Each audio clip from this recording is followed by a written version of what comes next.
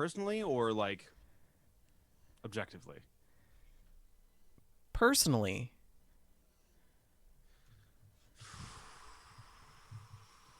I'd have to come up with a list, like top five, like off the Uh-huh. top of my head. Yeah. Top five, not in any particular order, would be Nacho Libre. It's a mad, mad, mad, mad, mad world. Rat Race, Blazing Saddles, and Free Fire. Those are like my top five Oh. favorite comedies. Hey, guys, it's 6:30. You want to do a show now? Oh yeah, we should do a show. Okay, here we Yes. go.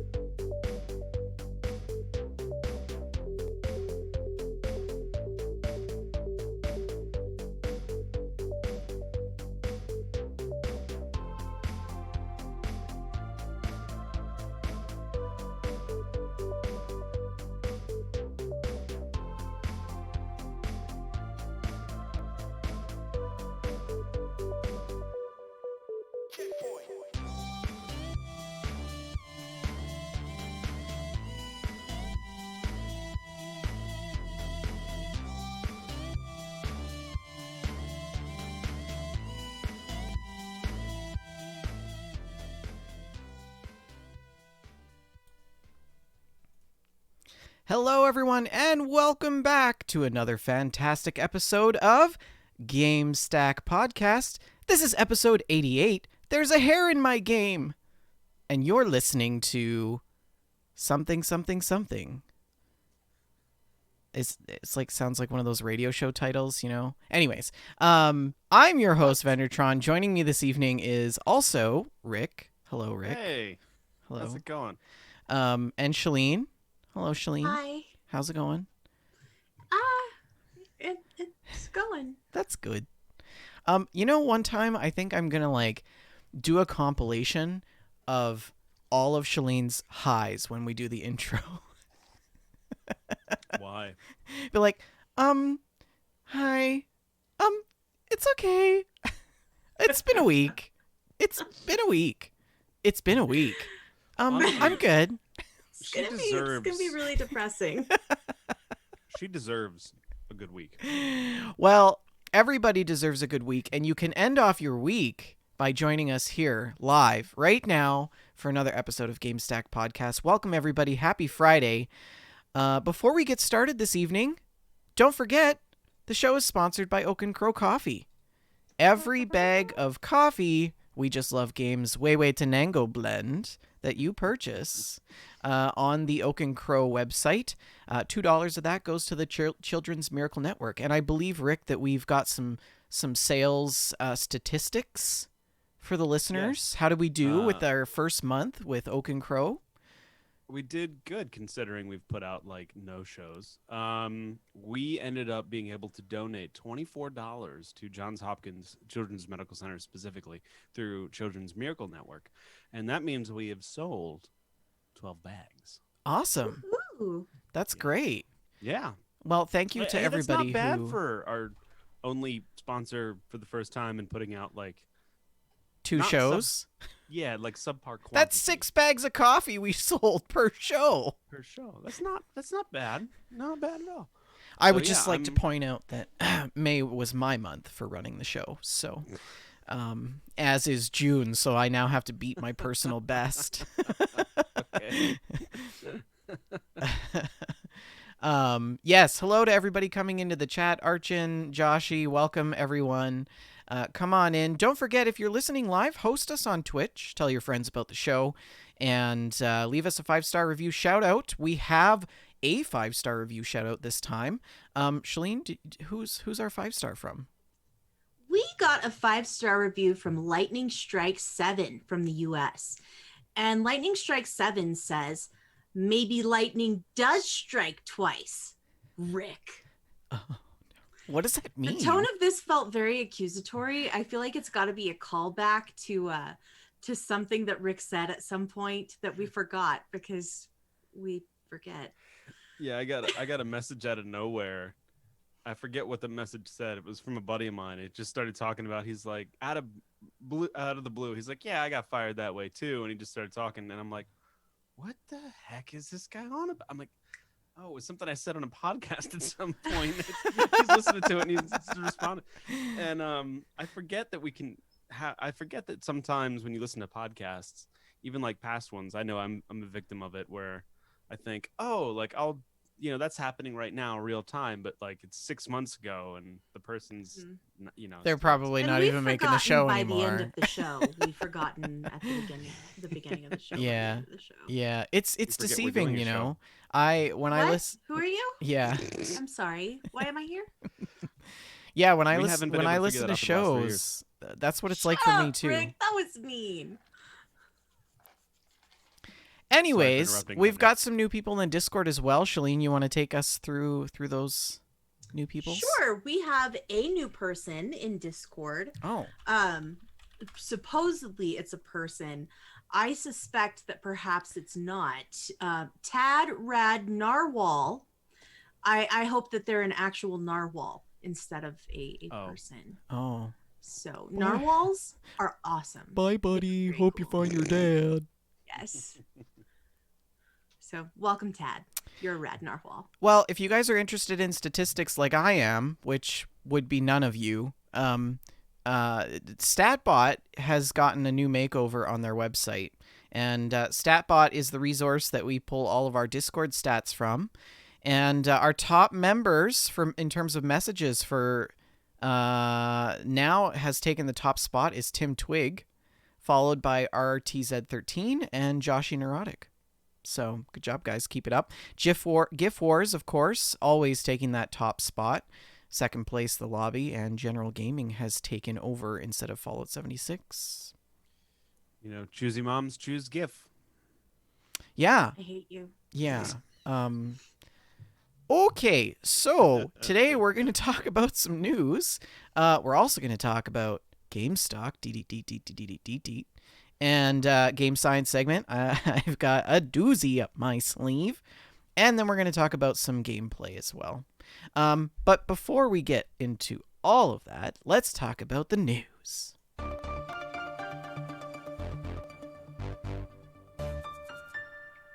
Big shout out to Joseph Tao. He's been working really hard lately and has still consistently come through with a very comprehensive list of all the most recent events in the gaming news world. So thank you, Joseph Tao. Big shout out to you. Lots of love from the WJLG network and the Gamestack community. But we've got some new releases for June. Hey, Rick, you want to take us through those? This is Yes, my I favorite do. segment. It's just because I'm doing it. So yeah, we've got some new releases in the advent of E3, and one could say this just out, or soon will be. Anyway, coming up first on June 1st, it's already out. We're 4 days past. Ghosts and Goblins: Resurrection for PlayStation 4, Xbox One, and PC. Operation Tango. You got to dance in that colon. No, And it takes two to tango. That's Doing the that new. colon tango, That is huh? the Is that new. what the kids are calling That's it the nowadays? new code Mhm. phrase for number 2. I got an Operation Tango in 5. And so, so Operation Tango, PlayStation 4, PlayStation 5, Xbox One, Xbox Series X and PC. And then also on June 1st, you've got Stonefly, PlayStation 4, PlayStation 5, Xbox One, Xbox Series X and S, and Switch and PC. Man, there's a lot going on June 1st. You got 3 more releases to choose from. The Elder Scrolls Online, Gates of Oblivion on the Stadia and PC. World of Warcraft, Burning Crusade Classic on the PC. You have Wreckfest on PlayStation 5 as well. And those are all coming out on June 1st. Excuse me, have to burp. Okay. On June 3rd, you have Pro Cycling Manager. Oh, there's a theme going on here. So yeah, Pro Cycling Manager on PC on June 3rd, Oh and my then God, Tour de France I need this. on 2021. Tour de France 2021, PlayStation 4, PlayStation 5, Xbox One, Xbox Series X and S, and PC also on June 3rd. On June 4th, you have Evergate for the PlayStation 5. You have Ghost Sniper Ghost Warrior Contracts 2, PlayStation 4, Xbox One, and PC on June 4th. Also on June 4th, you get The Last Kids on Earth and the Staff of Doom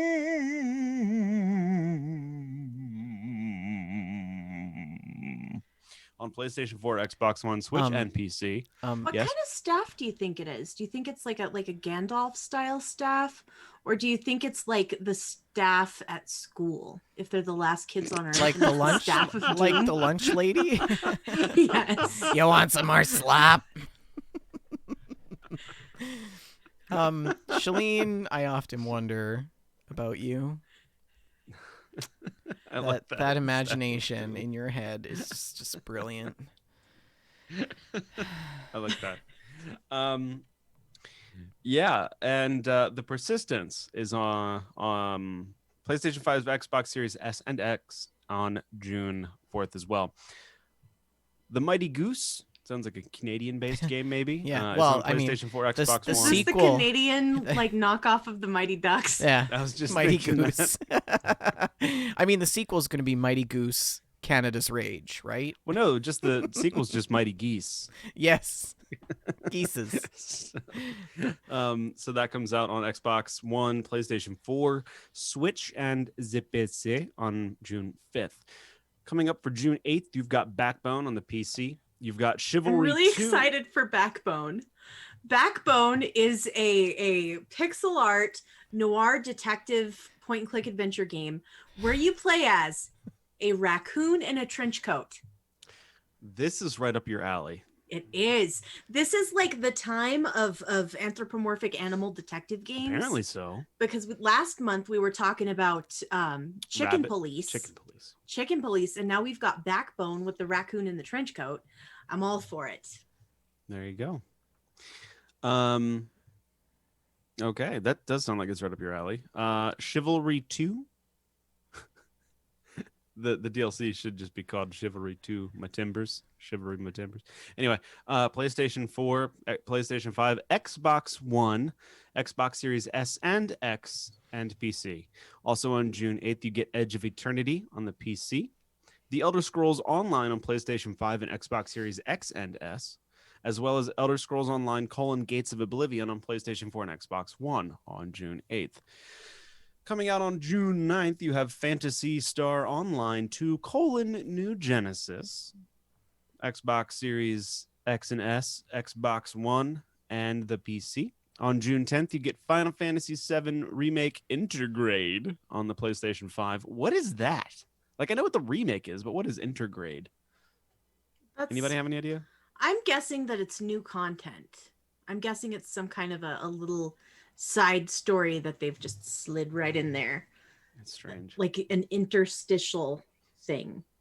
Sliding right into your DMs. Yeah, so there you go. I have no idea though. Yeah. I just made that up. Really? We couldn't tell. Yeah, just making sure. That's impressive. I know that people have a lot of faith in our ability to deliver accurate news, so I just wanted to be sure. Come on, we're that like no the one was going Onion on of fake podcasts here. I wish. Their listener base is huge. Ninja Gaiden: Master Collection on PlayStation 4, Xbox One, Switch, and PC is coming out on June 10th. On June 11th, you get Game Builder Garage on the Switch, Guilty Gear Strive Dash, PlayStation 4, PlayStation 5, and PC, Ratchet & Clank: Rift Apart on PlayStation 5. And then there's nothing until June 22nd. I'm wondering if when is E3 this year? Media Week is next week, and then the following week is E3. Oh, so there is so the games really take a gap. So that comes out on June 11th, which is next Friday. The next game that comes out is the 22nd, which is the Tuesday after E3 week. Interesting. So I guess they don't want to release their games during E3 because no one would care. Kind of like E3. On June 22nd, you have Dark Alliance on PlayStation 4, PlayStation 5, Xbox One, Xbox Series X and PC. Also on June 22nd, you've got Ender Lilies: Quietus of the Nights. That's a brilliant Switch and name PC. for a game. I don't even I know. guess. I need to look and see what this is all about because, like, ender lilies. Is it a Minecraft thing? I don't know. Maybe. Oh, this This looks has cool. got to be a JRPG. It's like Yeah. a side scroller. No, it's definitely anime. That doesn't mean it can't be a side scroller if it's anime. I think it's a side scroller. Yeah, looks Well, like art it. looks nice. So then you've got Olympic Games Tokyo 2020, the official video game as opposed to the bootleg. Wait, was there an Olympics? Yeah, there was. I think the Winter Games were in Tokyo. I wonder if the stands are gonna have people in them, the cardboard cutouts. or are they just gonna be like empty? You know, like because that's what it was last year. Mhm. It was just empty. There's nobody there. They should do that. It should be like that's history, right? Well, I don't think you can anybody always wants to rewrite it. remember. Yeah, well. You can always rewrite it. Okay. That's coming out for PlayStation 4, Xbox One, Switch, Stadia, and PC. Then you've got on June 24th, Alex Kidd in Miracle World DX for the PlayStation 4, PlayStation 5, Xbox One, Xbox Series X and S, and PC, and weirdly not coming out on the DX. Also on June 24th, you have Legend of Mana for the PlayStation 4, Switch, and PC. That's cool that they're kind of bringing that back out. Rogue Book on PC on June 24th. Mario Golf, Super Rash. You don't want a Super Rash in your colon. But that's coming out on the Switch on June 25th. The jokes write themselves, folks. They What literally do. Then you have Scarlet Nexus. I don't even know what that is, but it just sounds... I'm really looking forward to this one as well. What is it? This was announced, I think, at last year's E3. It's kind of anime inspired, like action type game, but this is the one that had the murder bouquets as the enemies. It had like bouquets of roses with feet, and they were enemies, and it was amazing. Like the art style was just it was something special. Okay. And I was intrigued. Okay, there you go. Scarlet Nexus coming out on June 25th. PlayStation 4, PlayStation 5, Xbox One, Xbox Series S and X, and PC. Also on June 25th, Tony Hawk's Pro Skater 1 and 2 coming out for the Switch. Wow. You know I what? might actually get that on the Switch. That's June 25th, by the way, guys. Mhm. I That's what I think said. that this would be an entry point for people to get the Switch. I mean, I don't know. THPS was pretty popular. It was. That's a nostalgia game, though. I don't know if that's going to get new people into the Switch. Oh, you mean like people who are our age that don't have a Switch? Will get the Switch just to Ah, play it. I'm thinking about getting the Switch to play it. So, I mean, I'm thinking about getting it for the Switch we already have. I know what you're saying. I'm picking Yeah. up what you're putting down. On June 29th, you get Curved Space on PlayStation 4, PlayStation 5, Xbox One, Xbox Series S and X, and PC. Also on June 29th, you get Destroy All Humans on the Switch. That and is then, such oh a good. gosh. Destroy All Humans is such a great game, you guys. Disgaea, GAE, Disgaea. Disgaea right. 6. This Gaia. This guy over here. This Gaia over here. Disgaea 6, Defiance of Destiny. That's too many D's. Defiance 6, Defiance of Destiny. Colon defiance Colon is one of defiance. the worst forms of defiance. Usually comes on Sundays. Need to go. Yeah. No. Move. That comes out on the Switch on June 29th. That's it for games coming out. However,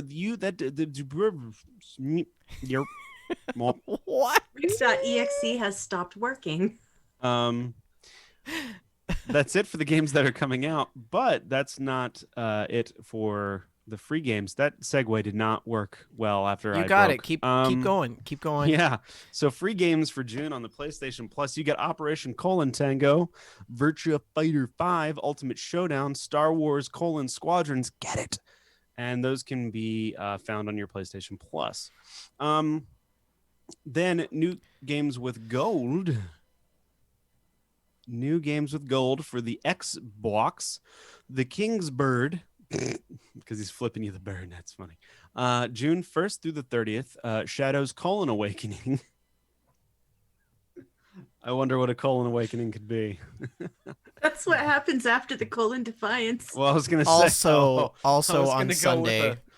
I was gonna go with a unexpected result from a proctology exam, but we'll go with what you went with, Shalene. June 16th through the July 15th, Neo Geo Battle Coliseum. I like the rhythm of that name, actually. Neo Geo Battle Coliseum. I like that. June 5th, 1st to the 15th, and Injustice: Gods Among Us. And that's June 16th through the 30th. Amazon Prime, 7 free games for The June. colon gods are what you pray to when you're experiencing the colon defiance. And then you have the awakening. Oh, Lord. You guys are sick. God. No, just This is why We're children. This is why she loves the new releases every month, because we just make colon jokes through the whole thing. Yes. butt jokes. It gets interesting with this list here. So these are the 7 free games you get from Amazon Prime right now. Battlefield 4, great pickup for free. Batman: The Telltale series, Newfound Courage, Lost in Harmony, BFF or Die, and get this one, Spit Kiss, and Mugsters. Okay, we've got to click through this link and find out. Know what Spit Kiss is. I'm slightly fear aroused. Ooh. This is the thing that I feel like I'm nervous about having Googled. No, don't do it. Spit Kiss. Oh, it's adorable. Oh, Abort. goodness. Okay. A colorful platformer that lets you enter into the lovely world of the Spit Kissers. The tiny creatures who communicate through body fluids and emojis, just like normal people. Oh, was it's gonna say. adorable. Yeah, it's really Oh, cute. you know what? It's kind of got this weird like Tuca and Birdie vibe, which I love. Have you guys seen Tuca and Birdie? No. Mm-mm. Oh, Oh. I've seen this art style though. Oh, it's This so is good. so cute. Yeah, looks this is fun. cute. Yeah, I think you should play it and report back. Okay. Yeah. We got a deal. Spit Kiss. Oh, there's even like little cartoons. A trippy love story told through comics and emojis. Oh, so they're all like hi? Is that what it is? Is that why they have such big pupils? I don't know. Like I said, never mind. I'm gonna get to forget it. Can we move on? Oh, Or I look say at these. something I'm gonna regret. Oh, look at these little heart arrows they're jabbing into their chests. Okay. Oh, that's not so- Maybe we okay. should consider moving on to the news. Yes, the news. Right. Yes, sorry about that. Hey, so Shalene, remember last week when Rick wasn't here? I do. It was lovely. Shh, you're not supposed to tell him. Remember when we talked about Netflix and how they're doing a thing with games? They like want to do a thing with games. Yeah, I didn't really understand what the thing was. Yeah, so the thing is that Netflix wants to enter more than they already have into the gaming industry in terms of video game development. And so last week we had sort of shared that story, but more developments this week on that. So basically, Netflix is now worth like $100 billion. Their series Stranger Things was a really big hit. They developed a mobile video game out of that, and which was really popular as well. I played it. It was really enjoyable. Recent reports from The Information and Axios, which is the two news sources that we alluded to last week, have indicated that that Netflix is now going to be entering the battleground for video games. And they are reportedly recruiting game industry executives to head up the service that would provide a function similar to what you know as Apple Arcade, which is a $4.99 per month mobile game subscription service. And, Netflix has been sort of dabbling in the gaming market for quite some time now. Other interactive experiences like the Bear Grylls series, as well as Black Mirror Bandersnatch, just Bander your snatch. some other. That is so inappropriate. It's all I can think of when I hear that name. It's like, Rick, why would you pick you're it? gonna have to edit that part out. Anyways, well, okay. So the players in the field for doing this sort of thing, Google closed its first party development studios for its streaming service Stadia, which we all seen crash and burn. Meanwhile, Amazon continues to struggle or perhaps abandon its original game properties like the Lord of the Rings experience or the third-person shooter previously known as Crucible. But this article from Inverse, written by Christopher Grew, talks about whether or not Netflix is doomed to fail in this venture, like its competitors. So, Kantan Games founder and CEO Dr. Serkan Toto tells Inverse that Netflix transition to games was both inevitable and necessary. He also goes on to say that you can't really blame them. They've already, been a market leader in terms of movie streaming, and they need to grow further. Gaming is just another one of those platforms for them to sort of grow their business. And at $150 billion in net worth, it's also the biggest one of the streaming platforms that are available. So, he goes on to say that, it was just a matter of time before Netflix started taking video game development seriously. I don't understand how a video streaming service could lead to someone saying, yeah, them getting into video games is inevitable. I mean, it seems kind of like a bit of a leap, honestly. I don't know if this is going to work. I mean, the reason why I bring this back up, since we talked about it on the last show, is because this article talks about how Netflix has more opportunity and potential than its competitors. And so Dr. Totos goes on to say that there's a blood trail of tech powerhouses getting into games, but Netflix has advantages over Google and Amazon, or the Googles and Amazons of the world, by saying that it's a pure media company. They have been in the streaming and cloud business for years, and they have original IP that they can use for games. So on paper, this actually gives them an edge over other newcomers. When Netflix first started, didn't they have a video game rental division? Like back when you got the actual DVDs? There was Gamefly. That's what I was thinking of. That was a separate company. That's what I was thinking of. Well, he goes on to say that until we actually know how Netflix plans to price out and position its gaming service, it's not really possible to say whether or not it will succeed. And so, I mean, I don't know. There's a lot of factors at play. I think, like VR could potentially play a big part in this. If Netflix makes their streaming service more VR compatible, that would be a really good entry point for video games as well. But I don't know.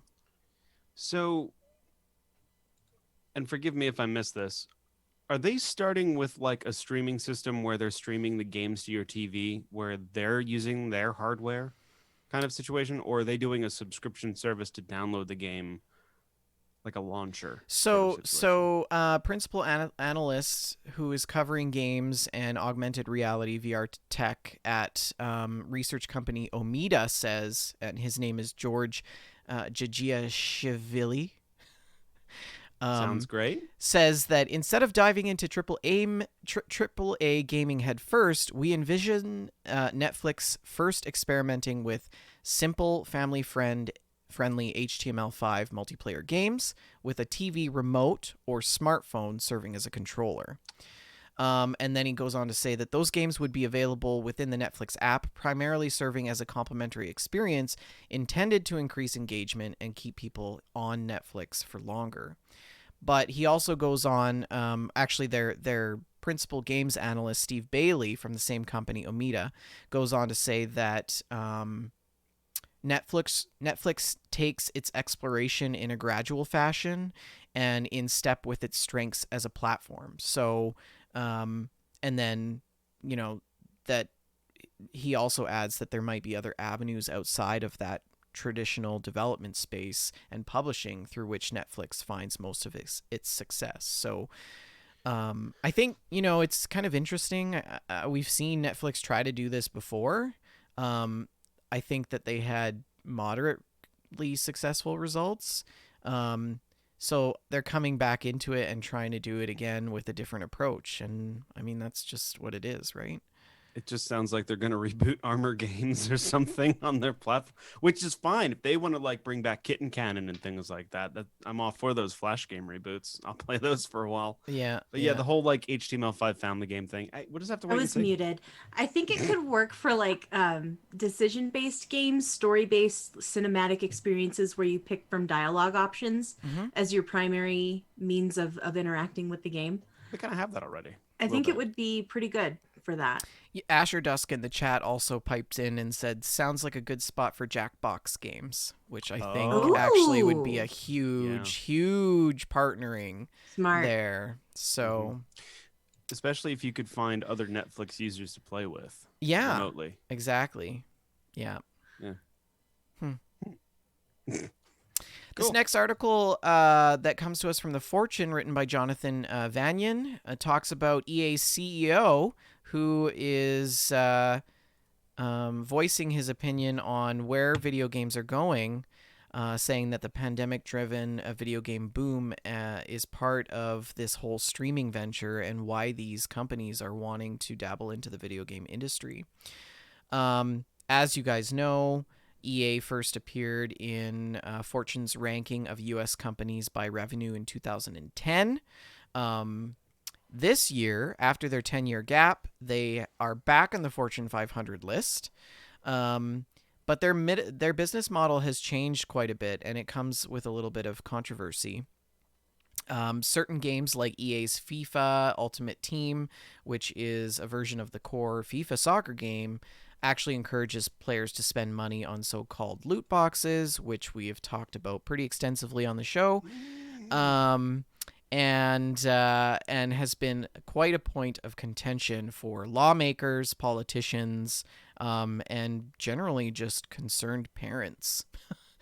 um, in this interview with Fortune, EA CEO Andrew Wilson talked about live services and the considerations that go into encouraging players to buy those digital goods.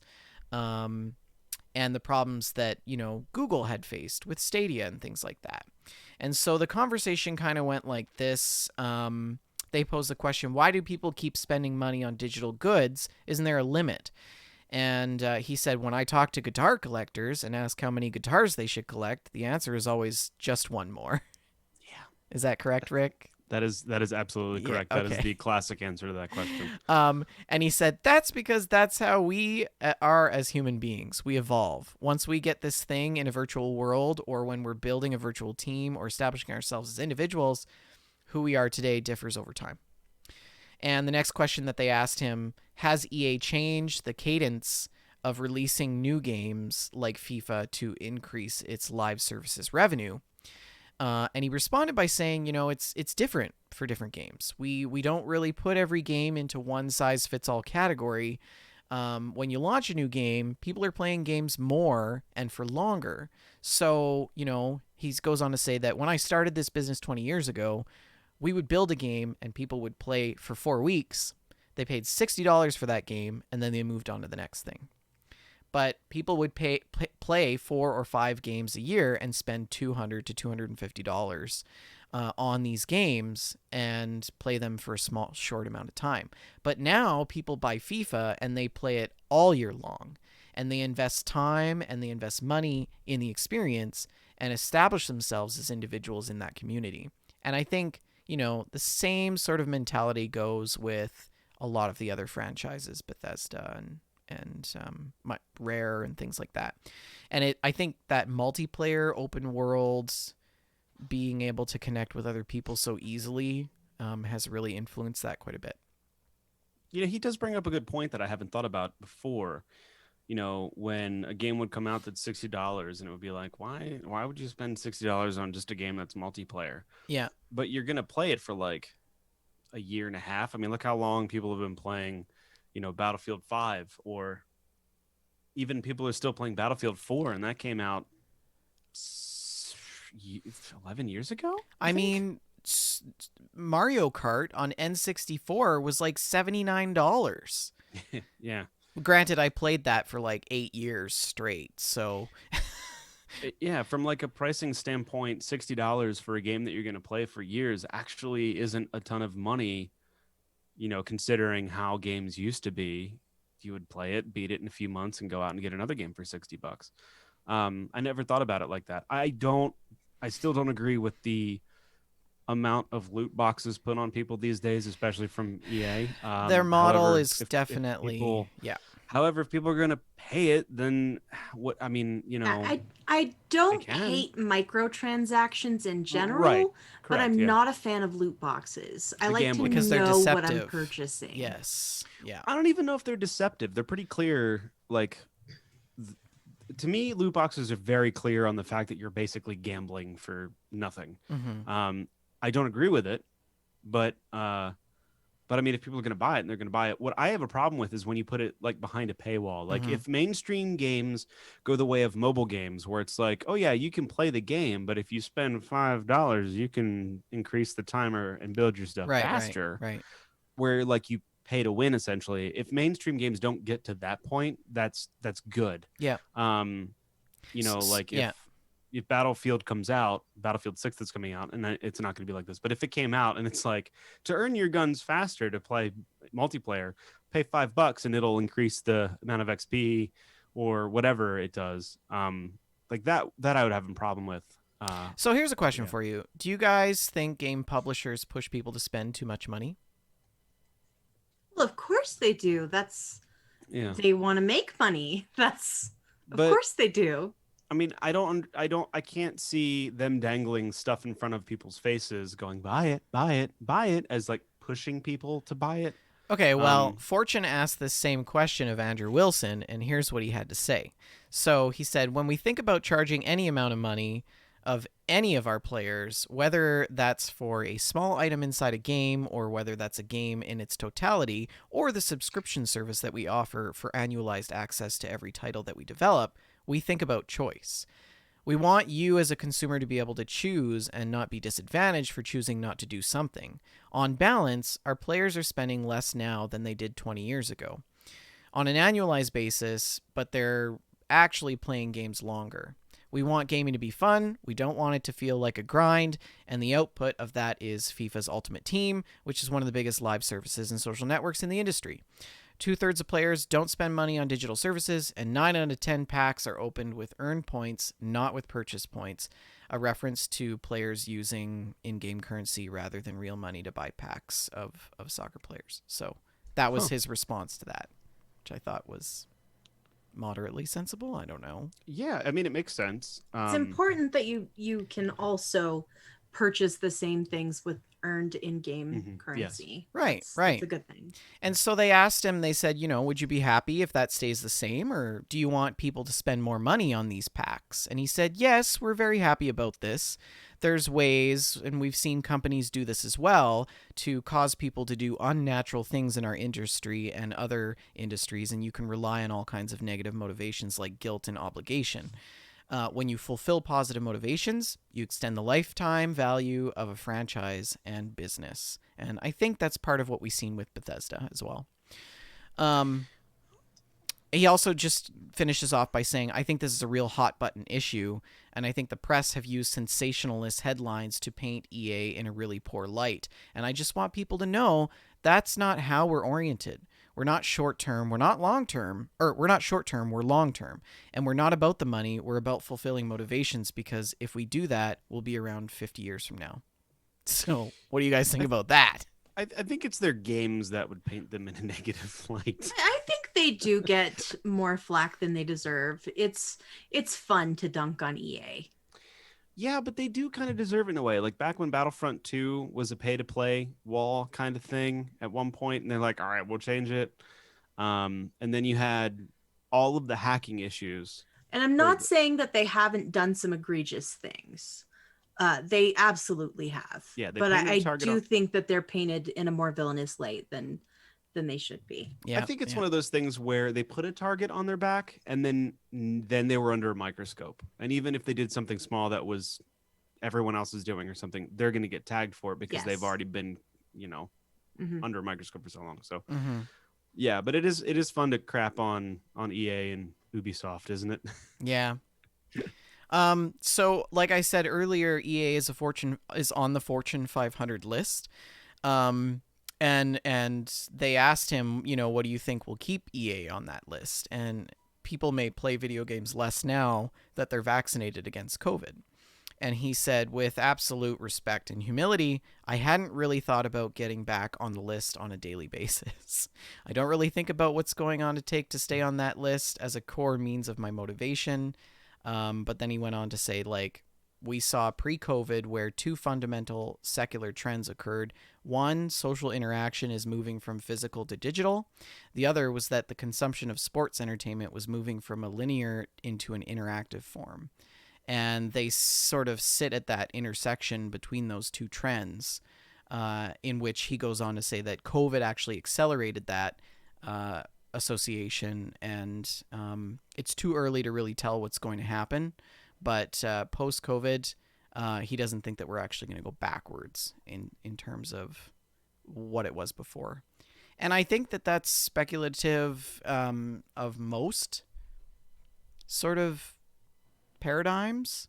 Mm-hmm. Like if we look at work from home, there's going to be a lot of people that do a gradual return to work.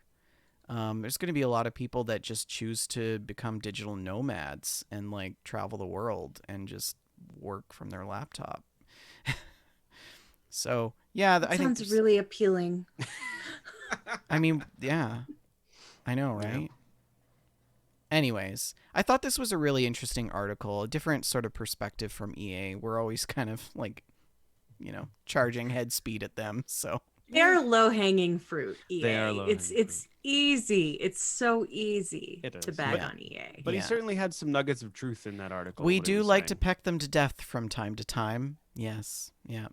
But speaking of nuggets, guys, I've got this is probably one of the craziest, stupidest stories. Wait, remember when we talked about the bathwater story? Yes. That's right. This is That was such a debate. this is up there with the bathwater story. Okay, you know Among Us, right? You guys have played Mhm. Have you played Among Us? I Oh, haven't, but I'm familiar with the memes. we need to play Among Us. You guys are gonna love it. Okay. It's so much fun. Okay, so Among Us is this sort of battle royale. Well, it's not really a battle royale. It's like a strategy based game. Anyways, Who wrote this headline in here? Among Us, somebody went to McDonald's and bought some chicken nuggets, and they You mean got a Chimkin chicken. nuggets? They chimkin nuggets, and they bought they got a nugget that was shaped like an Among Us spaceman, and The nugget was sus. Is that what you're saying? the nugget was sus. The piece of chicken fetched about 99,997 What? US dollars and was resold on eBay Pardon me? at auction, closed this morning after 184 bids. Why though? According to the seller, the used nugget came from the BTS combo meal. It was a used nugget. It will be frozen and then air sealed to ensure freshness with secure shipping through eBay. And they go on to say that this food product has an average expiration of about 14 days and will be delivered prior to that expiration. I don't even know what to say. Among Us obviously had something to say about this on Twitter, and they said there's a $34,443 Among Us chicken nugget on sale, and I don't know how to feel about it, but also I want it. I hope the person who bought I'm this sure eats they're it. not going to eat it, right? I hope they eat it. I That'd be don't even hilarious. know. I just want to start selling stupid things that look like people on eBay. Like, I don't know, Donald Trump toast or something. Did you hear, on this kind of related note, did you hear about the sculpture that just sold in Italy? Yeah, some celebrity in the US bought it, but it was a fake or something. No, it wasn't a fake. It was an invisible sculpture sold for $18,000. The idea is Come that again? Was this like the Emperor's new statue? yes, apparently, um, the idea is that it's called immaterial. Is the statue? The vacuum is nothing more than a space full of energy, and even if we empty it, there is nothing left, according to the Heisenberg uncertainty principle, that nothing has a weight. The artist explained. Therefore, it has energy that is condensed and transformed into particles, that is, into us. You don't see it, but it exists. It is made of air and spirit. That is like, are you sure he's not is he Republican? I just feel like this dude's a troll. Well, he's That's- definitely going to go to court because that's No. like clear. It's art. It's art. I mean, art is anything that the No, that's- buyer or seller interprets It's it not as. he's not an artist, he's a con purchased artist. An idea. He's Yeah.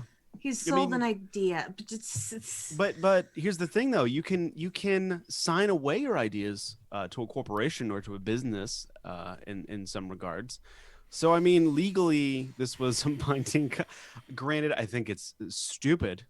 This is dumber than going into a modern art museum and seeing a white canvas with a red dot, kind of off center. Well- but Well, if you think that you've had a good Friday, just remember somebody out there on eBay just made $100,000 on a chicken nugget. Chicken nuggies. I mean, everyone likes to make money, right? You guys like to earn money. Of course. We're all greedy people. We like money. Okay. Yeah. Well, I've got a deal for you. You and a friend can earn $2,000 for playing video games together. Let's go do it. Yeah. So this article comes from Rachel Trent from CNN. And she reports that internet provider Frontier Bundles is offering $2,000 to pairs of friends willing to play 21 hours of video games together and report back on their experience. Now, I'm thinking everyone's first response to this was like, I already play 21 hours of video games together with people, and I don't even get paid for that. So, yes, sign me up. The company wants to know if people play video games better solo or with someone on their side. It says it's celebrating a big gaming year as some long-awaited titles are coming out, such as Resident Evil Village and Mario Golf Super Rush. There's also some other significant video game anniversaries like Donkey Kong, which turns 40 this year, Legend of Zelda turns 35, Sonic the Hedgehog and Street Fighter both turn 30. And you and your friend can apply at frontierbundles.com until June 18th at 11:59 p.m. Pacific time. I am applying. Which one of you guys wants to be my plus one? Wait a minute. Do we have to battle this out? I think Yes. you and Rick should do it and stream it. Okay. Okay. Sign me up, Shalene. Can I apply and then sign you up too? Probably. Probably Okay. not, because I'm not in the U.S. So No. I meant sign Shalene. okay. Well, while you guys are doing that, I'm gonna do the show. Applicants are asked what their favorite game is and why they should be chosen.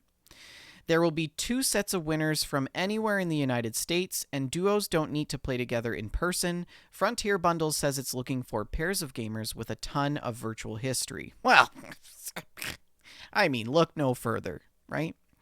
Frontier Bundles also says that it will notify winners by June 25th. They will get a swag bag with a Nintendo Switch Lite, access to modern video game favorites and retro video game classics, as well as some good snacks. So, Okay. All right. yeah. I'm This super video- jealous because I can't actually Okay, do it with you guys because I'm Canadian. So It wants phone numbers, Rick. Do you want me to just put mine twice? No, you can put mine. Okay. It's 717-555 yeah, 555. 867-5309. Nice. Yeah. Anyways, Nice. Okay, well, cool. That's pretty cool. We shouldn't have told our listeners. That's just more people to apply. Ignore that last thing. Well, by the time they listen to it, it's going to be after Oh, June that's- 18 anyway. So, Wait a so Rick, how old are you? I on, I'm 25. are you? I'll text it to you. You're old. I'm not that old. I mean, I think I'm that age. One time I was in a Roger. heated rant. I With- thought you were going to say something else. A I thought heated you were pant? No, I thought you were going to say one time I was a heated ram. No, I was in a heated rant, kind of yelling, not at my wife, but yelling to her because I was mad about something, and I was just livid and angry, and I'm mad, and I'm yelling, and I'm like, I'm 30, and blah blah blah blah blah, and she's like, he's not that age, like, because I had gotten my own age wrong, and she had this like internal monologue of like, should I tell him or just That is incredible. If she because told he's already you, it angry. was just going to make you more mad. And... So she never bothered to correct me. That's great. I was a few years off.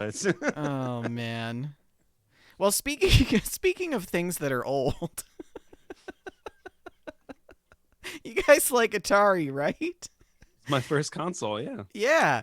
Memories. Atari's coming back. It's making a debut again.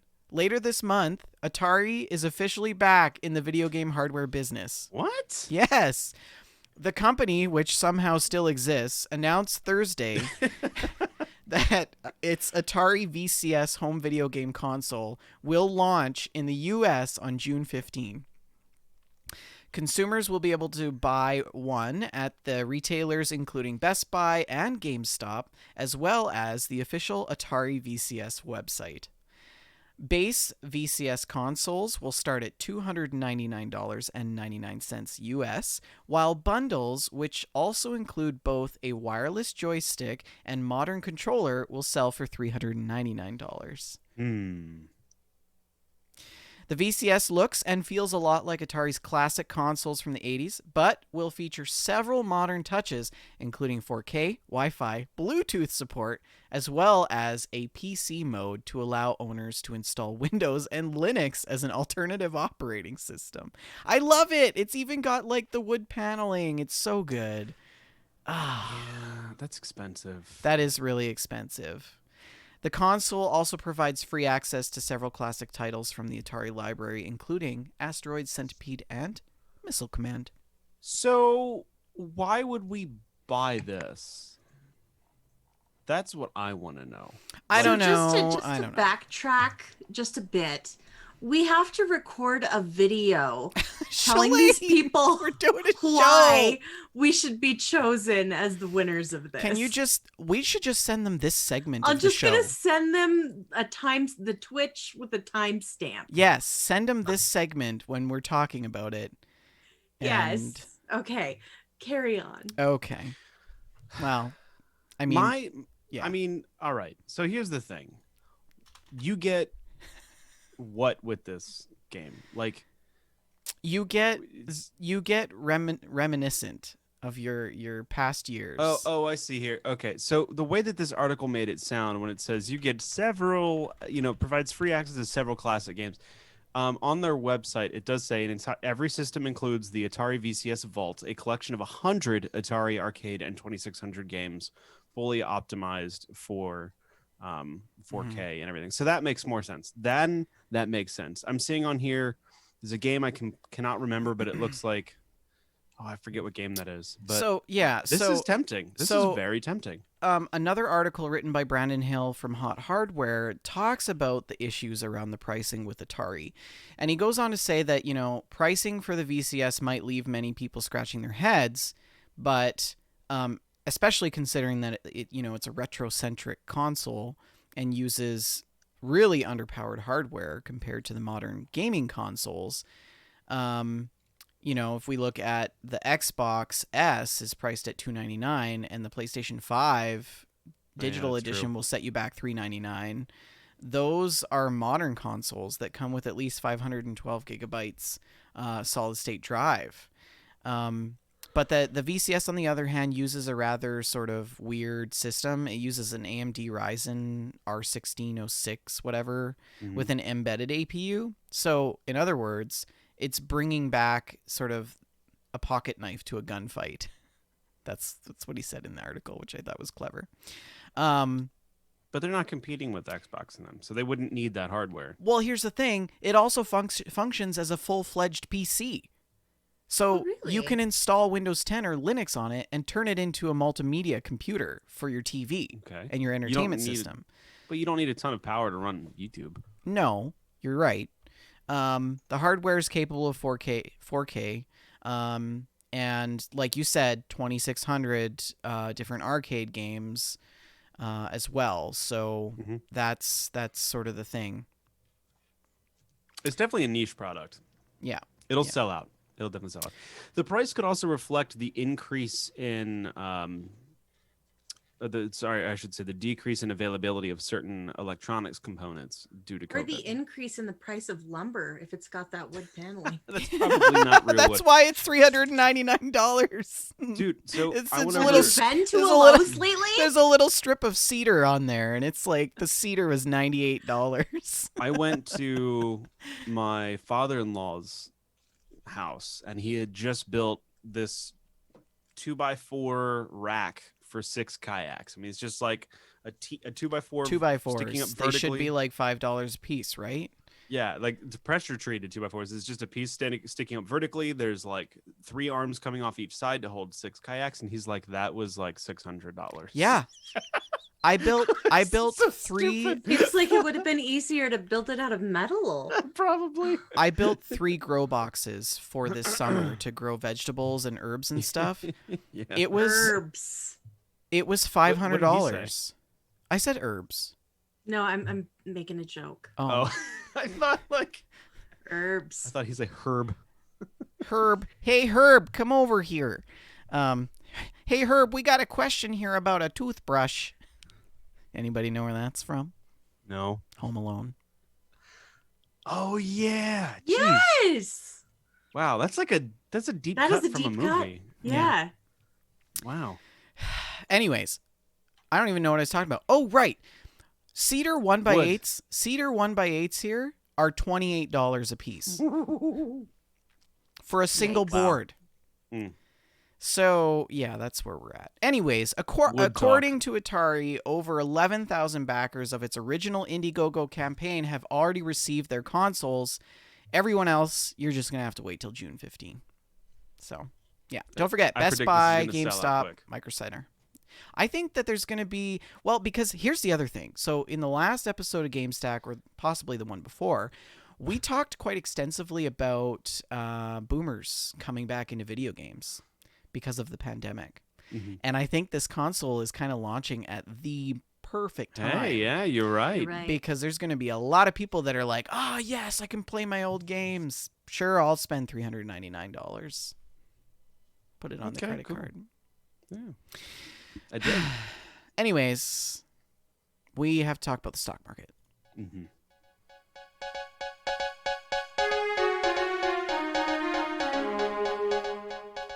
Shalene, you want to walk us through this crazy roller coaster of a stock week? I would love to. Things are up. Things are looking up this week. It's been delightful. Sony is up $1.94, closing at $100.69. Microsoft is up $5.08 to $250.79. Nintendo is sitting at $77.79. That's up almost $1.50. Take-Two is up a whopping $6.72 to close at $184.45. Activision is up $1.86 at $96.84. Ubisoft is sitting at $57.76. That's up 36 cents. EA is up $3.22 at $145.21. And Tencent is up $1.20, sitting at $79.55. Wow. Nice. I wonder what's going on. Like, I was saying to Rick before we went live that like Elon Musk tweets a picture of like a chicken nugget and the whole stock market crashes or something. Yeah, he has so much influence. It's crazy how just small suggestions from Elon turn into big ripples in the market. I'm convinced that the majority of our policymakers and political leaders tweet solely for the purpose of trying to manipulate the stock market. Oh yeah, Sure. it makes sense. I genuinely think the market's getting a bump just because of the proverbial light at the end of the tunnel with this COVID situation in most of the major countries, I guess you could say. I mean, that's kind of how I would see it. We're probably going to have a bit of an economy boom going into 2022. As long as the price of lumber goes back down. Like, honestly. Yeah. I mean, oh, and then also Black the Ripper says E3 anticipation. That could be Makes a sense. factor too. oh, Yeah. see, somebody with sense actually showed up today. We're like, it's this conspiracy. Oh man, Illuminati. yeah, yeah, exactly. Yeah, that's sort of the stocks. Yeah, the stock market can be a little hairy, up and down. Harry. Hey, that brings me to my next segment. That is such a good segue. You're really good at that, Rick. Yeah. Yeah, I'm trying to put him Almost down like tonight. he's been podcasting for 5 or 6 years now. I think I'd be better at it too. Okay, I got this weird science segment. I want to talk about hair. Not in the way that you think that I do. I want to talk about video game hair. So you know how sometimes we play video games and we're like, why is their hair so starchy? It's like really starchy. Or it's like super green and he pops up out of nowhere. I was thinking about that the other day. That was so good. Mass Effect Andromeda. Shalene and I decided to do a playthrough and that Clown opening Shoes. That was his name. Clown Shoes. Yeah. So I cherry picked this article from Kotaku written by Alex Walker, and Alex talks about why hair in video games is so hard to do well, and brings up a really good point. So, it's sort of a classic joke about video games. Hair is really difficult to simulate, and you know, it's funny that Alex talks about how it's funny that video games can simulate these complex networks and systems and calculate different movements of thousands of different individuals all at once while modeling weather patterns and generating entire galaxies at the drop of a hat. But what about hair? That's like not enough.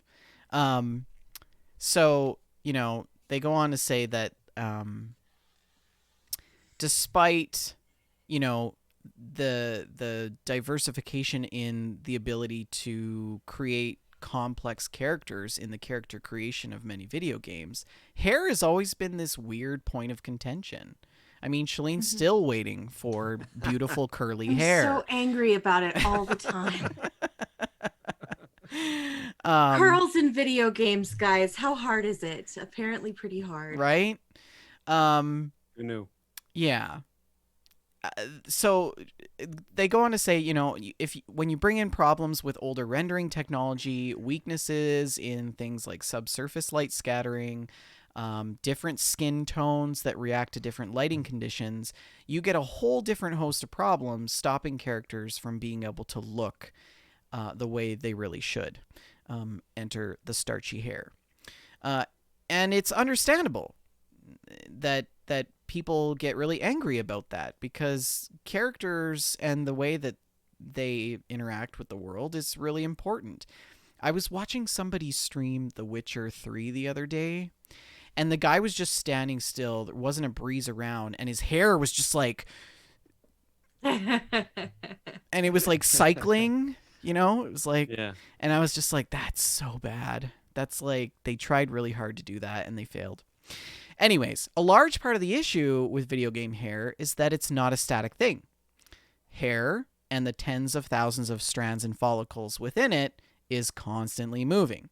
And that constant movement needs to be calculated in real time, not to mention the calculations necessary when anything else happens to the hair, like wind. So, or when it gets wet, or when it reacts to light. So, if you've ever sort of been wondering why there's so many bald characters or people wearing armor or helmets in older video games, it's partly because it's harder, or it was harder to render video game hair. So the science behind it has sort of evolved a little bit, but it's still really difficult to do realistic hair really well. Have you got? Is there a game that comes to your guys' mind with the best video game hair? That is a good question. Aloy's hair is not terrible Yeah, you're right. in Horizon. You're right.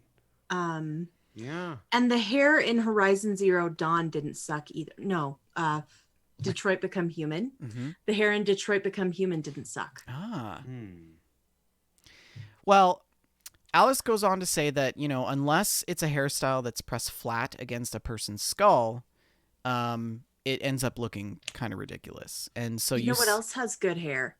Sports games. Oh yeah, sports games have really good hair. But sports games usually have cutscenes, though.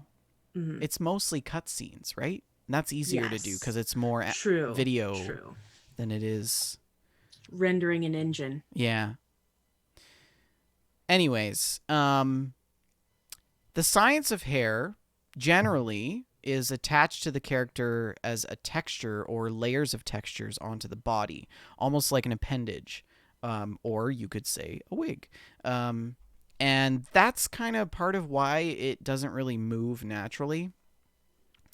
Greenheart Games, the game dev tycoon Tavern Keeper, who houses Mark Pierce, who's an animator over there, says that I guess the main reason animation-wise is that if you want someone to have any kind of hairstyle other than short or bald, you're going to need to figure out how to move it. And in modern games, that's normally with physics. So it's really quite difficult. And he goes on to say that this means unless you have a lot of bald or short-haired characters, you're going to have a lot of physics considerations to make, and that's not even mentioning clothing or other accessories. I guess that's also why clothing is so starchy. And like Rick's keychains don't really move that well in Fallout 76. Unless it's Skirts Division in 2. video games tend to be very stiff. Yeah. Now, if we go a little bit away from the science and game physics side of it, we talk about hardware. AMD and NVIDIA have developed their own software suites to allow for more advanced hair simulation. They now offer what is called Tress FX. It was first used in 2013's Tomb Raider reboot, and they have developed their own system called Hairworks. And like AMD, their system uses regular geometry processing of a graphics card to emulate that at a finer detail. But what is the problem behind it? Both of these technologies have significant performance penalties, even within the most high-end gaming rigs. So one of these major issues comes down to budgetary concerns. The amount of CPU and GPU time that's dedicated to hair has to be weighed against all of the other things that are happening in the game on the screen at any given moment. There's also a lot of time spent working out what is the best way to compromise at the aesthetic level to make sure that the player's experience is as good as it can be. So, and then of course the amount of time that developers have to spend on working on these games. These deadlines are very, very tight, right? And so hair kind of goes out the window. So, yeah. Renaud Galan, Blizzard's lead character artist on Overwatch and Overwatch 2, told Kotaku that hair, like anything else, you just see that every day. That's why it's so hard to get a face to look right. We keep hearing about the uncanny valley. Hair is part of that as well, to some extent. When it's looking off, you know it right away. You can't pinpoint, you can't put your finger on it, but you just know that it's just not right. And so, yeah, I thought this article was really kind of cool. And they go into greater detail about the science behind hair. And honestly, we could do a whole episode just on video game hair. You know what game had good hair and clothes physics? Breath of the Wild, I thought, Mm-hmm. had immersive. Not that it was like realistic or accurate, but it felt malleable with the Mhm. world. You know Mm-hmm. what I mean? And like the way that the grass moved. Yeah, I agree with that. I think they did a pretty good job of trying to ride that line of what looks acceptable and what looks It was realistic. definitely an art style, Mm-hmm. but the physics were good. They Yeah. were good. Like I likened it to if a game can make me feel like I'm feeling the breeze, then that has done a good job of immersing me in like the kind of thing. And Breath of the Yeah. Wild had a little bit of that with like So the wind a particles and few stuff. moments ago, Shalene, you had mentioned about sports games having Mhm. really great video game hair, and I had commented that that was mostly cutscenes. I'm actually wrong because according to this article, Really? one game that offers great potential into a video game hair is the latest version of FIFA 21.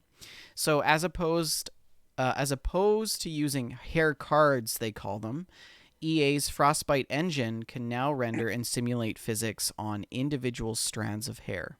Wow. So, in a Oof. presentation at Digital Dragon's 2020 industry event, the EA Frostbite engineers John Valdez and Robin Taillandier explained the different advantages of their new strand based system, saying that it allows for more seriously impressive movement where the character, you know, wearing a headband can have strands of hair, just sort of like fall over top of the headband. And um, Go on. yeah, so obviously that comes at a cost.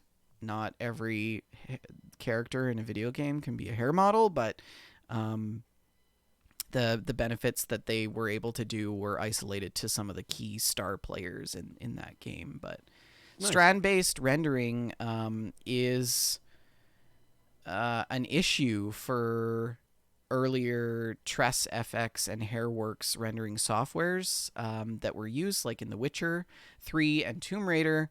And the issues that people have run into is around elasticity and floatiness that feels unrealistic, which definitely I was just talking about that Witcher 3 that it's like the hair is just it's like an animal that he has on his head. It's like he's got an octopus on his head. I don't know. Yeah. I Anyways. remember I think it was Metal Gear Solid 2 where you could crouch and stand so fast your hair would do a wave. It was that floaty. That's Yeah. lovely. To sum things up, Alex basically goes on to say that the simplest answer to why video game hair has been so difficult until now is because it's a video game. The very nature opens up the millions and billions of possibilities for things to go wrong when it comes to hair, different angles, scenarios, approaches. And we're not at the point where we're capable of handling that kind of um, reality, virtual reality. So, but every studio seems to be coming up with their own solution, and then incorporating those ideas into other parts of future projects and things like that. So they're being developed right now, and you know, studios are we're gonna see more and better hair in the future for sure. Good news for Shalene. Mhm. Anyways, that's the game science. Let's talk about Enjoyed that. what we're playing. Rick, you go first. So, surprise, surprise, I have been playing a lot of Mass Effect Legendary Edition. I've always said that each one of those games, roughly to 100% it, would take about 24 hours. So far, I'm on that target with I completed Mass Effect 1 at about 27 hours, and I completed Mass Effect 2 at about 25, 26 as well. I'm happy to report that Rex made it off Vermeer. Caden bit it on Vermeer. So Ashley is alive and well. I romanced Liara, as you should. I saved the I saved the council. I saved the Destiny Ascension by putting the Arcturus fleet to defend the Destiny Ascension, thus saving the council. I'm trying to think if there's any other major choices you do in Mass Effect 1. I'm not sure. Anyway, Mass Effect 2, everyone survived the suicide mission. That was not hard to do. Although it's funny, I've noticed that every time I go to do the suicide mission, I still get nervous. Yeah. I'm like, am I picking the right ones? I'm not quite sure. But I always know that Tally is the best in the ventilation shaft. You would think that Legion would be, and I'm sure he might work out. I think Legion works in there as well. Yeah, Yeah. but I've always gone with Tally for some reason. Um, I send Jacob back with the survivors because he's kind of pointless and he's the best at it. And I always pick Garrus to run the diversion team because I feel like Garrus would be is excellent for that. Yeah, Garrus is a leader. Yes, yeah. I feel like Miranda might be good at that too, but I don't. I feel like Garrus has more of a command presence than Miranda does. So I picked him. Samara does the shield instead of Jack. I wonder if Jack could handle it. I'm not sure. I believe so. Yeah, I'm So pretty sure I've done it with Jack. And I picked. It depends. Their viability depends in part on how. Loyalty.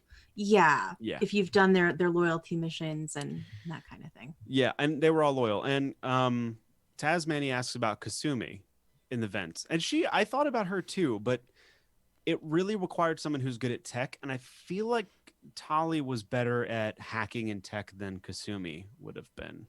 I love her. I love do Kasumi. I do too. So I completed those. I destroyed the collector base. I told the elusive man to shove it where his big red sun don't shine. And then started Mass Effect 3. Yeah, and so far Mass Effect 3, I've gotten off Earth. I've gotten Liara back.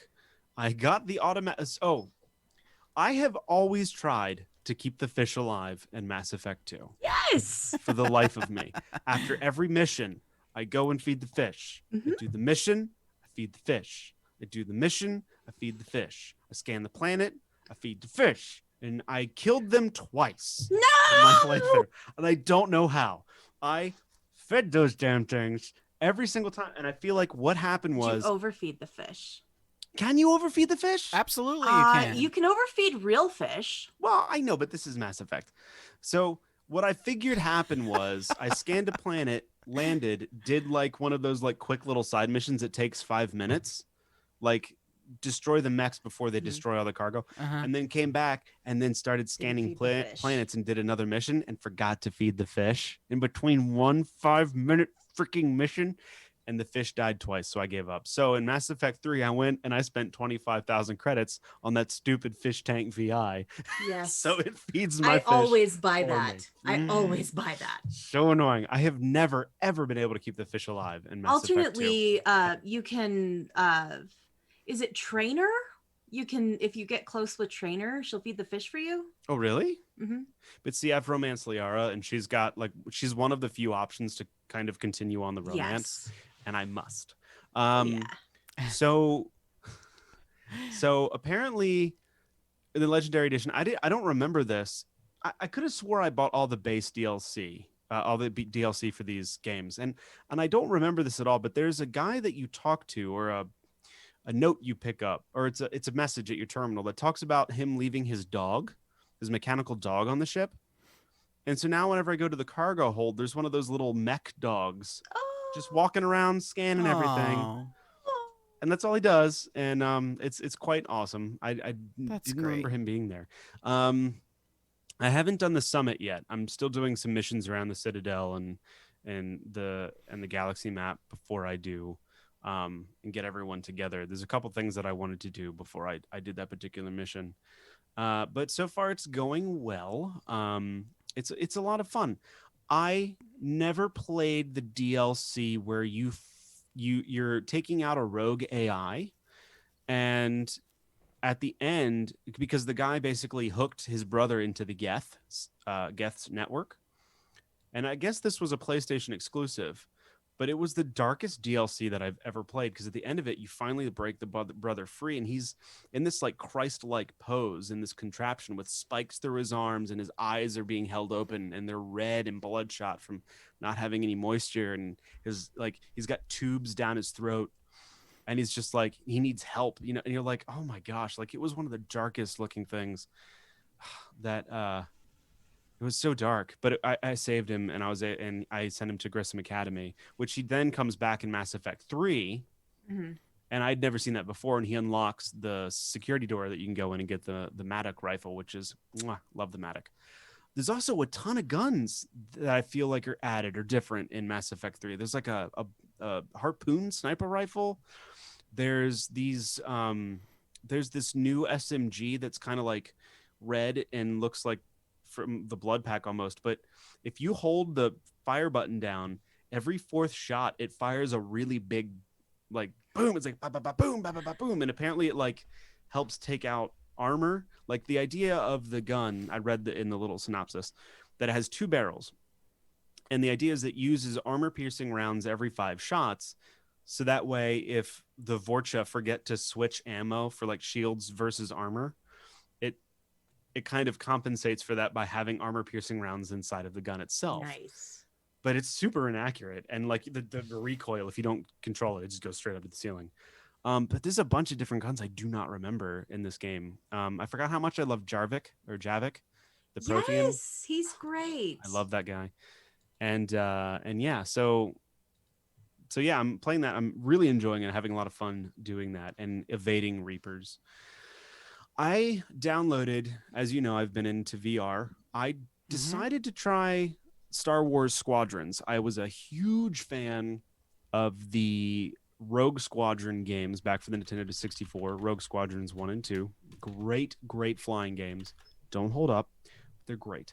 And I was like, I should give this a try. I have a VR headset. We'll give it a whirly twirl. So downloaded the game, booted it up, put on my VR headset, and guys, I had one of those like very rare moments in your life where you just feel like a child. Yeah. You're in such pleasure and awe, and just your first vehicle is a TIE fighter, and you're sitting in the cockpit of a TIE fighter, and you can just look all around the cockpit. You can look down at your hands.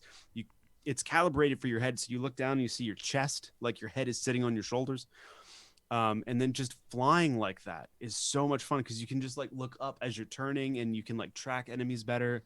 And then when you get into an X-Wing, I got into the X-Wing, and I'm sitting there, and I look up and over the dash, and I could see down to the nose.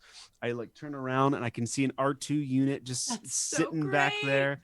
And it's like you grow up. I mean, for fans of Star Wars, when you grow up with Star Wars, I have an unabashed love for Star Wars, like to the point where I watched the 3 latest movies and I didn't hate them just because it's Star Wars and I'm a fanboy, and it's like part of your blood. It's and like I'm not gonna get pissy over something that someone had given me for free or I don't know. It's just whatever. So I just don't get to that level of like, well, there are plot holes and blah blah blah. So for me to like sit in an X-Wing that I would like just thought about as a kid, it was just one of those things. I was like, I could not stop smiling. Could not stop smiling. That's great. So I need to complete that. I played a couple of missions, but I'm trying to get through Mass Effects, and I've been playing Squadrons. It's such a good game. That experience of blowing up a TIE fighter and flying through the explosion and debris is just nothing like it. Playing a lot of H3 VR as well, hot dogs, hand grenades, and horseshoes.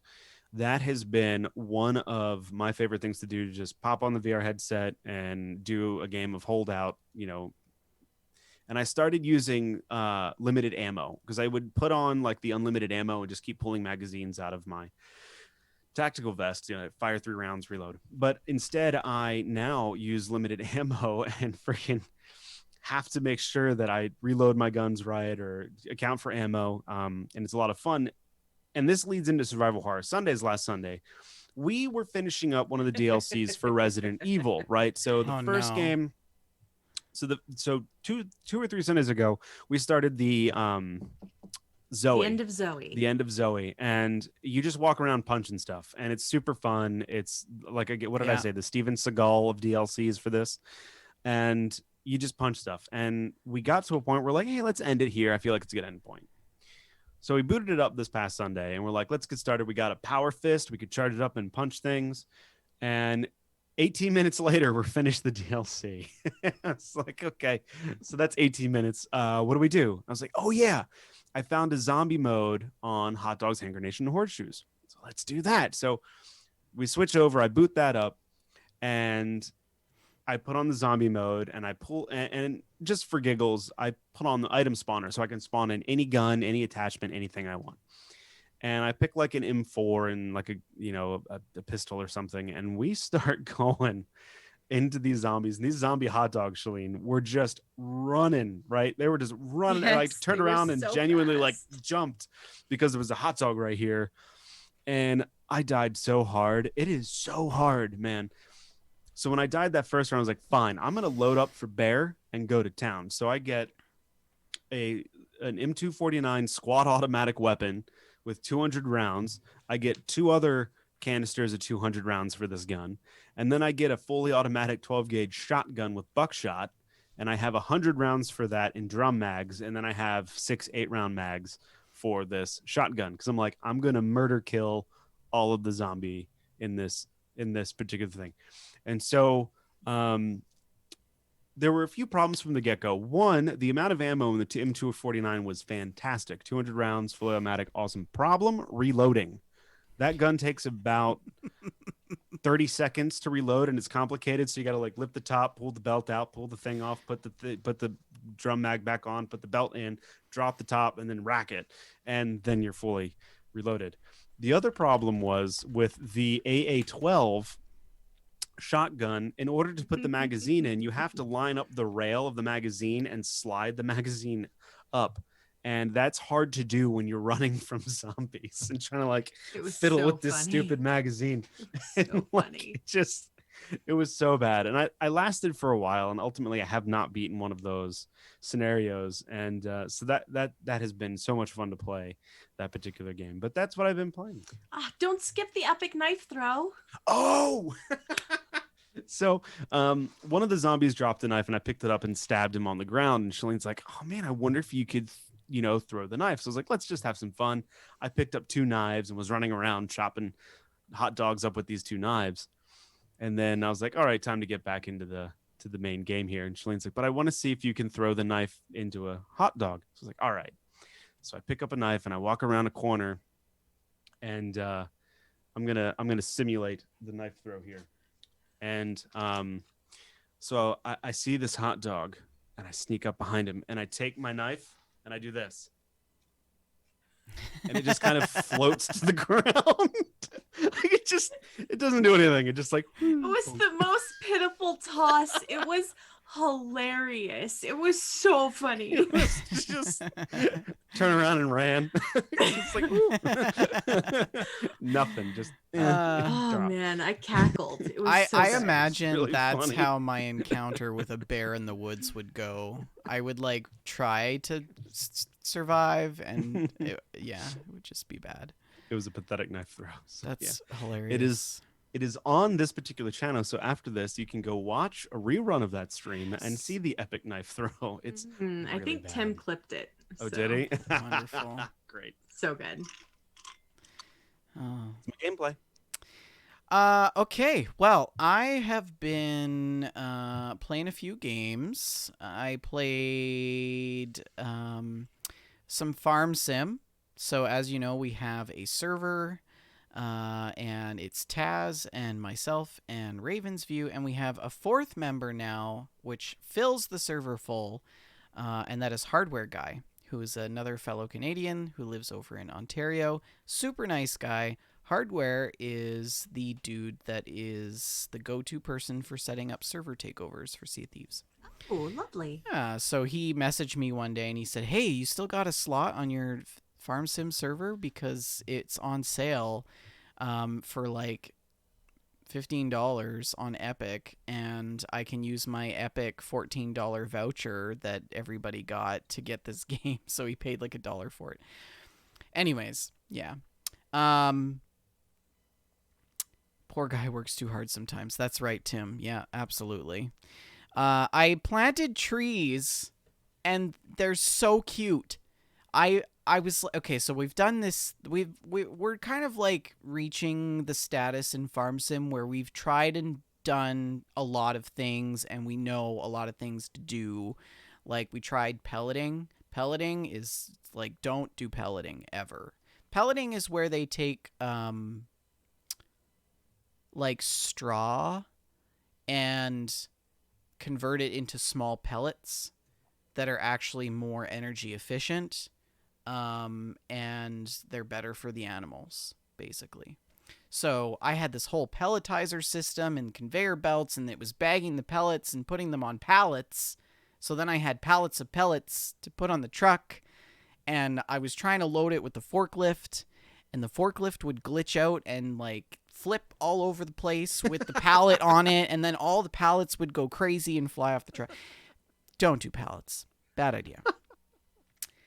Then I tried baling. Baling isn't so bad, actually. Baling is pretty easy. You know, you stop, you go, you stop, you go, you stop, you go, you stop, you go, you stop, you go, you stop, you go, you stop, you go, and then finally you're like, okay, I've had enough of this. Let's move on to something else. And so I thought to myself, why don't we try planting some trees? There's saplings. You buy them at the store. You go and you get your little thing of saplings, and then you get your tree planter that hooks up to the tractor, and then you drive in the field and you plant the little trees. They're adorable. They're these little tiny little saplings, and they're just all in a little row, and I just can't wait for them to grow. I'm so excited. So I'll have more to report on that later. Yeah. Trees. I don't even know what they're going to look like. Are they birch? Are they poplar? I don't know. Things that keep me on my toes. Depends on how many friends they have. Yeah. A big update has come to American Truck Simulator. Yes. So last year they talked about multiplayer. Ooh. And they just released the beta version of the multiplayer for American Truck Simulator, and it is so good. It is so awesome. So the previous multiplayer version of Truck Simulator for ETS and ATS was this additional third-party software called Truckers MP, and it was terrible. Like, Yeah. It was so difficult to connect with the same person or with a convoy. There was always, like, grievers on the servers. Yeah, you mentioned they would, like, run you off the road. Yeah. And, like, they have, like, little minivans with, like, trailers hooked to them, and then they just, like, run you off the road and, like, tip your truck. It's so annoying. The other disadvantage of Truckers MP is that it's not easy to create jobs and do the same job. And there's no AI traffic. So you're just driving on an empty road from point A to point B. It's not very exciting. Mm-hmm. Well, the ATS multiplayer beta experimental version takes all of that and it throws it out the window and it makes it all great. So it's so easy. You fire up your game. The other person who is joining you, either of you can create a convoy. You host it. You go to the list. There's the convoy. You click it. You go join. You're in. Bam. That's it. Then you go and you pick your job, and then you go hook up, and you see the other person. They're there. Everything's working, and you drive, and there's AI traffic, and you see the same AI traffic and the same cars, the same colors, the same signs. You get the same weather. And the time syncs, so it's so seamless. So Ravensview and I have been playing a lot of American Truck Sim. We've been doing a lot of logging, which is a lot of fun because I've got the DLC for Washington and Idaho, which are beautiful. Oh my God! Now I want to drive there in real life. So, yeah. Yeah. Speaking of logging and things like that, and trucks and mountains, I did some hiking this week. Did a day hike. You guys seen those pictures? Mm-hmm. Beautiful pictures. So that was like my real life hiking simulator.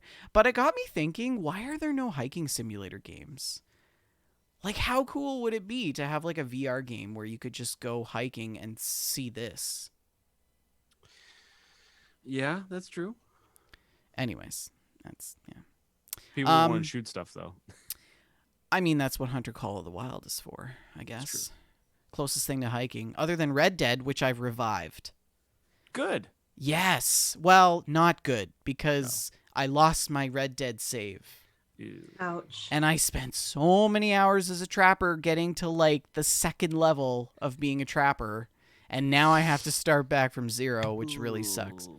And like with when you're trying to get furs, you can only get certain furs and things at certain levels. So you have to complete basically the whole story, and it's this big thing. So I don't know. I'm kind of glad because I do like the story in Red Dead, and I do want to kind of do a playthrough. So expect more Red Dead stories coming. Yeah. Lovely. Yeah, that's my gameplay. Lovely. Awesome. Well, I haven't had a ton of time for video games. I've had a lot of life happening. I've read more books than anything over the past couple of weeks. But I have done a little bit of gaming. Of course, I've tried to do a little bit of the Fallout 76 homework for season 4. I think I'm somewhere around level 30, which of course is pretty sad. But I have made some progress there.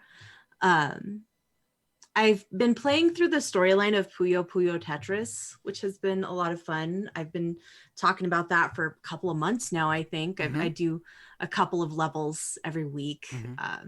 It's a nice, relaxing, chill thing. You know, it's this cute little anime visual novel with cutscenes interspersed between levels of Tetris and Puyo Puyo challenges. And the puzzles have gotten really hard. They're starting to get very, very challenging. Are you starting to develop like calluses? Not quite, not quite. They do this funny thing where they swap you between Tetris and Puyo Puyo just in the middle of your round. You'll be moving your Tetris block, and then suddenly it just switches you, and now you're playing Puyo Puyo. And so you're working on that and trying to set up your cascade of falling blocks. And while you're setting that up, it's like, oh, hey, remember that T-spin you were trying to do? It's back. Oh, no. We're doing Tetris now. It's intense. And they've introduced some different mechanics, like sometimes they'll have a mode where you can't spin things a certain way, or the tetrominoes will have an additional piece. Instead of being 4 blocks, they'll be 5 blocks. So like the Z piece will have one really long side, and you're like, what do I do with this? Yeah.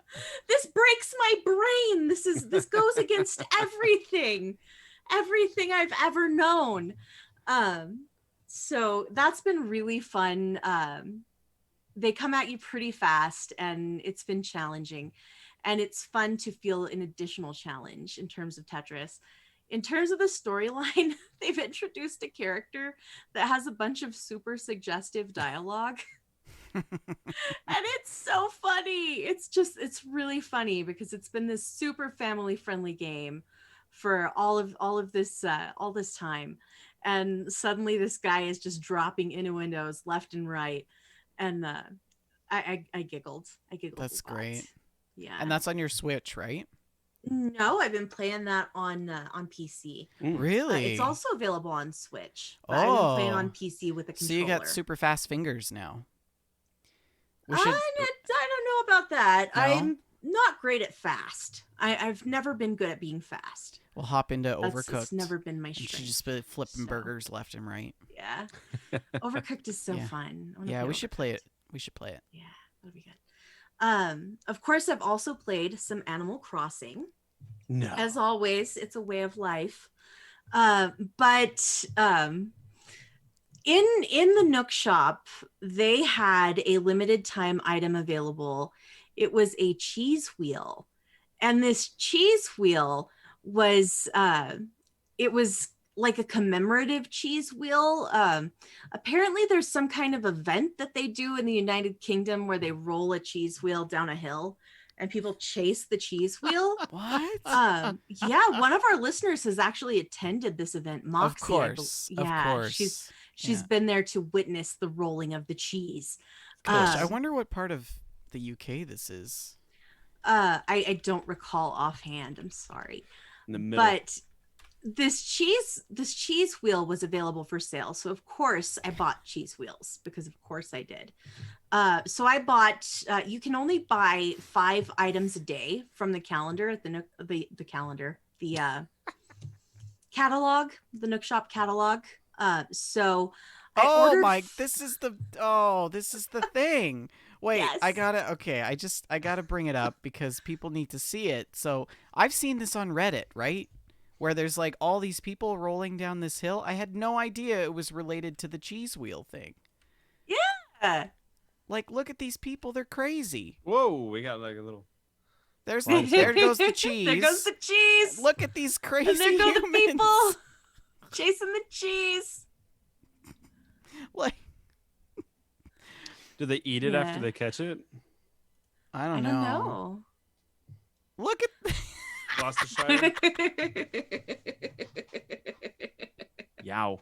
That's got to be painful. Oh my gosh, that's brilliant. So what is wonderful. it? Is it the same? It's the cheese grommet. Oh, I ordered buy a the wheel. pack of these cheese, right? And the cheese gets there, and the cheese is it's just a decoration, right? I can put it up in my house, and it's this massive cheese wheel that decorates my house. Brilliant. So I bought the cheese wheel, and I had bought a bunch of other ones. So I mailed one to my mom. Of course, I like to send her presents, it brightens her day. And I sent cheese wheels to everybody on my friends list. So I mailed cheese wheels. All of my Animal Crossing friends, I'm sure, logged on and were like, why am I getting a cheese from Shalene? What is this girl doing? But I sent cheese to all of them. Well, I also every day I bought a new set of cheese wheels, and I started handing them out to my villagers. And the villagers, the little animal villagers, they have different reactions to different kinds of gifts, right? If you give like some of your villagers are kind of like jock personalities, right? And they love it when you give them sports equipment or exercise equipment. And they don't necessarily react as well if you give them something that's adorable or something like that. So they react differently depending on what you give them. But everybody adored the cheese wheel. They were like, oh my gosh, is this a cheese wheel? I can't believe you're giving me a cheese wheel. And the next day, I like to visit my villagers at their houses. They all had their cheese wheel on display. They all had it like on their kitchen table, their cheese wheel, except for Olaf. Olaf is one of my favorites. Olaf had his cheese wheel on the floor next to his bed. So I can only assume that he's like laying in bed asleep and he just like reaches a hand down and just grabs some cheese. So everyone loved the cheese. It was a wild success. That's so good. I love that you can send a Can you imagine if the cost of sending wheels of cheese to all your friends? It'd be like hundreds of dollars. If I had the means, I would do that kind of thing. I'm gonna send you a cheese wheel. It would be fantastic. Yes, my mom would love you. I'll probably end up in federal prison for trying to smuggle cheese to another country or something. Speaking of my mom, we played some Animal Crossing together. I went over to her island to visit, and we did the stamp rally at her museum, and it was really fun. The stamp rally is basically just you go visit some different areas in your museum. It's basically an excuse to visit your museum. And I had forgotten how beautiful the museum is. This, those of you watching the video version, this is in the bug area where the bugs you collect go. And you can see Mom and I are sitting there on a little shelf, on a little bench here in the bug area. It's very cute. Oh. So I enjoyed that, doing the stamp rally. What's on your mom's lap? Are those mangoes? That's her hands. Oh. That's her hands. Okay. Yeah. She just sits there like this. That's you don't have fingers in Animal Crossing. You just have little blobs on the end of your wrists. Yeah. So yeah. Oh, speaking of video game hands, what did you think of my farmer? Holy smokes, his hands! They were crazy. exactly. Like, who And the angle of the hand and the wrist was just, it looked painful. It looked yeah. painful. Yeah. Okay. Good. Um, Glad you liked it. but one of the villagers that I've had since the very beginning is a little squirrel named Hazel. And Hazel has got a unibrow and she loves it. Her catchphrase is "Uniwow." And I love her. Hazel's fabulous. And Hazel actually gave me her photo. And this indicates the highest level of friendship you can achieve in Animal Crossing. That there is no greater gift than a portrait in Animal Crossing. So I was really pleased to get my first Animal Crossing photo for Animal Crossing New Horizons. I got really excited about it. I've just started bribing all of my villagers with just gifts. I've started showering them with gifts to try and get more portraits and build a little portrait gallery in the basement. It's adorable. But that's my gameplay. Nice. I always love your Animal Crossing musings. Last time it was all about Shalene's birthday and all of the birthday was it cards They or threw me gifts? such a cute party. It was so cute. And then the time before that, it was about the weird date with the fridge full of spaghetti. that was Undertale. Yes, Oh, I never went on a mind, date never with a mind. skeleton. He had a fridge full of I spaghetti. thought that was Animal Crossing. Sorry. Weird. And he had that race car bed. Yeah. I feel bad for anybody who goes in a date and goes back to their date's house and they have a race car bed. I should Get get a this race though, car Rick. bed. Get this. He broke my heart. No. Yes, the guy with the spaghetti fridge and the race car bed rejected me. Huh. Yeah, so it's Something okay. I'm tells used to it. something tells me you got the better end of that bargain. You should have seen a few red flags, mainly the spaghetti fridge. Yeah. Hey, The spaghetti's red delicious. flags indicated the beginning of the race. Yeah. Hmm. Oh boy. Yeah. Well, that's a show. That's a show. Do you guys have anything you want to mention before we cap off? No, Survival Horror Sunday. Oh yes. This Sunday. What are Okay. we gonna play? I have no idea. Okay, it'll be a surprise. Yeah, Surprise figure it horror out. Sunday. Nice. Don't forget also next Friday, that Fallout show coming to your ear holes. And the show is sponsored by Oak and Crow Coffee. So you can head on over to oakandcrow.com, scroll down at the bottom, and get yourself a bag of WJLG Weiwei Tenengo. Yeah. $2 goes to Children's Miracle Network. You can also email us at info@WeJustLoveGames if you want to tell us about that coffee, info@WeJustLoveGames.com. We're on Twitter as well, at WeJustLoveGames, at Shalene L, Rick at Rick McVick, and myself at Venturetron N. We are also on the Facebooks, facebook.com/WeJustLoveGames, facebook.com/groups/WeJustLoveGames. We're also on Discord if you are listening live right now. Scroll down right below. The link is there for you. And if you are listening after the fact, navigate to our Twitch page, twitch.tv/WeJustLoveGames. You can find the Discord link there after hours. Yeah.